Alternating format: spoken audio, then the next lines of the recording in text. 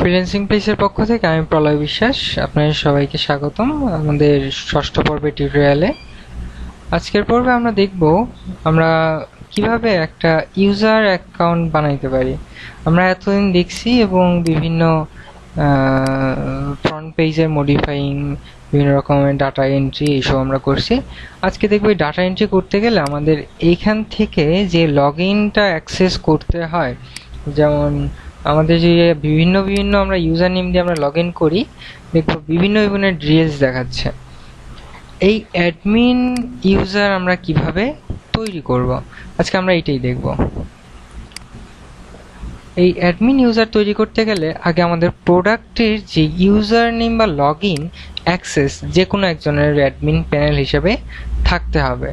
User access ছাড়া কেউ log in প্যানেলে কোনো অ্যাডমিন ক্রিয়েট করতে পারবে না, আগে তাকে এই পর্যন্ত পৌঁছাইতে হবে।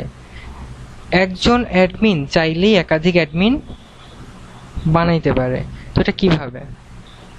স্কুল সেটিংয়ে একটু নিচের অংশেই একটা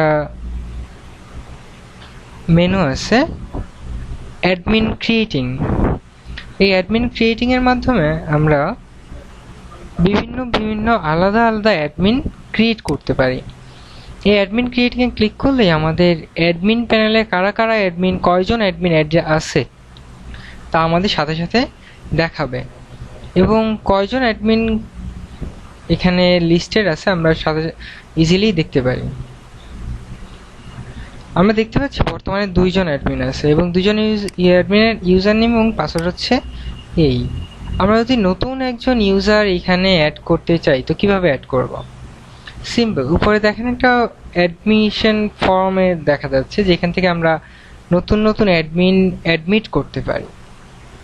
লাইক ইমেজ, যেটা আমাদের এই অংশে দেখাবে, ফুল নেম যা আমাদের এই অংশে দেখাবে। এই দুইটাই আমরা এখান থেকে ক্রিয়েট করতে পারি। আমরা জাস্ট ব্রাউজারে ক্লিক করব, ব্রাউজ থেকে আমাদের কম্পিউটারের যেই অংশের ছবিটা থাকবে ওই অংশ থেকে জাস্ট আমরা ছবিটা নিয়ে আসব। আমাদের কিছু পুরাতন ডাউনলোড করা ছবি আছে, এখান থেকে আমরা ব্যবহার করছি।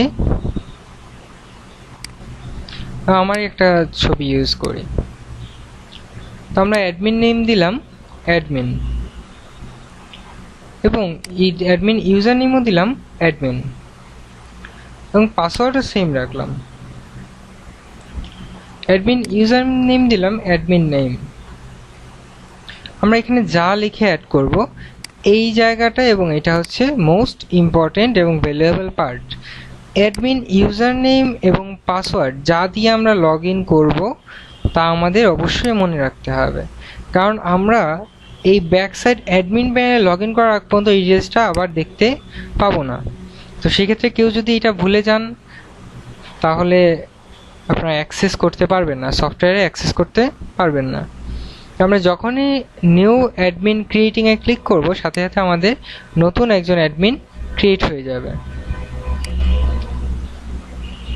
আমরা নিচে দেখতে পাচ্ছি অলরেডি আমাদের আগে 2 জন অ্যাডমিন ছিল, অলরেডি আমাদের আরও একজন অ্যাডমিন তৈরি হয়ে গেছে। এভাবে আমরা নতুন অ্যাডমিন অ্যাড করতে পারি। এখন দেখি, নতুন অ্যাডমিনের ইউজার নেম হচ্ছে অ্যাডমিন এবং পাসওয়ার্ড হচ্ছে অ্যাডমিন। আমরা এখন লগ আউট করি। এখন যদি আমরা লগ ইন করি আমাদের নিউ ইউজার অ্যাক্সেস দিয়ে,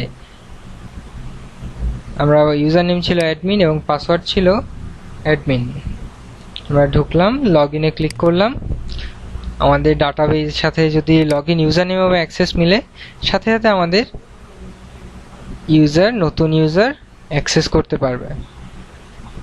দ্যাটস ইট। এইভাবে আমরা নতুন অ্যাডমিন ক্রিয়েট করতে পারবো। Thank you.